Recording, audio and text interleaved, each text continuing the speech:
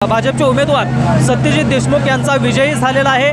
माझ्या या ठिकाणी मागं बघू शकता की कार्यकर्त्यांमध्ये उत्साह असलेला बघायला मिळतो। नेमके त्यांच्या भावना काय आहेत आपण या ठिकाणी जाणून घेऊया। काय वाटतंय दादा, तरुण आहे, सत्यजित भाऊ यांचा विजय झालेला आहे। सत्तूभाऊ विजय झाल्याबद्दल आम्हाला लय भारी वाटतंय आणि आज पुन्हा एकदा दुसरी दिवाळी साजरी झालेली आहे आणि जिथं वनश्री असतो तिथं कायम हा विजयच असतो आणि अशा तऱ्हेने सत्तूभाऊ विजय झालेला आहे। आम्हाला खूप भारी वाटत आहे।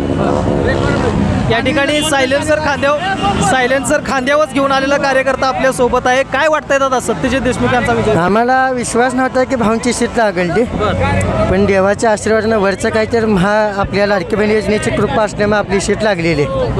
विश्वास नव्हता तरी पण लागले आता काय आपल्याला बऱ्यापैकी साथ दिलेली आहे। आता काय वाटतंय? आता एकच वाटते की लाडक्या बहिणीची पुन्हा एकदा योजना जी चालू होत्या महाराष्ट्रामध्ये ही योग्य रीतीने चालू आहे। चला, तर या ठिकाणी आणखी काही आपल्यासोबत तरुण आहेत, त्यांच्याकडून जाणून घ्या की कशा पद्धतीनं बाबा निकाल लागलेला आहे, नेमक्या भावना आपल्या काय आहेत। अण्णा बोला। बघा, ह्यो सत्याचाच विजय आहे।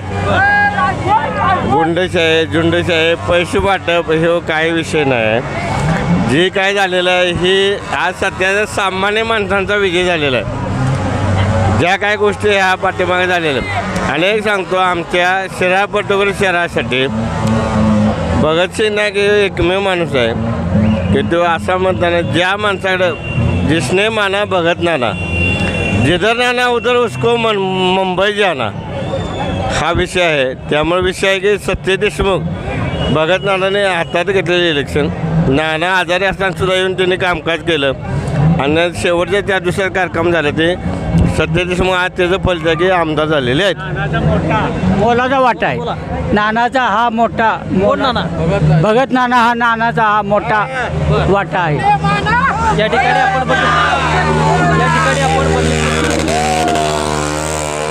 सत्यजित देशमुख यांचे कार्यकर्ते, त्यांचा जल्लोष या ठिकाणी त्यांच्यामध्ये जल्लोष असलेला बघायला मिळतोय। आपल्यासोबत आणखी काही तरुण आहेत। आता काय वाटतंय, सत्यजित देशमुख यांचा विजय झालेला आहे? सत्तूभाऊंचा विजय असा सत्याचा विजय आहे। बरं, तरी सर्वांनी सत्तूभाऊ एकच नाव, एकच नाव। या ठिकाणी तरुणांमध्ये सुद्धा या ठिकाणी उत्साह असलेला आपल्याला बघायला मिळतोय। या ठिकाणी फार अशा मोठ्या प्रमाणामध्ये नागरिक असतील, त्या ठिकाणी शिराळमधील कार्यकर्ते त्यांचे असतील, भाजपचे कार्यकर्ते असतील, यांच्यामध्ये फार मोठा असा उत्साह या ठिकाणी असलेला आपल्याला बघायला मिळतोय आणि गेल्या 10 वर्षाची सत्ता या ठिकाणी आमदार सत्यजित देशमुख यांनी पलटवलेली आपल्याला या ठिकाणी बघायला मिळतोय।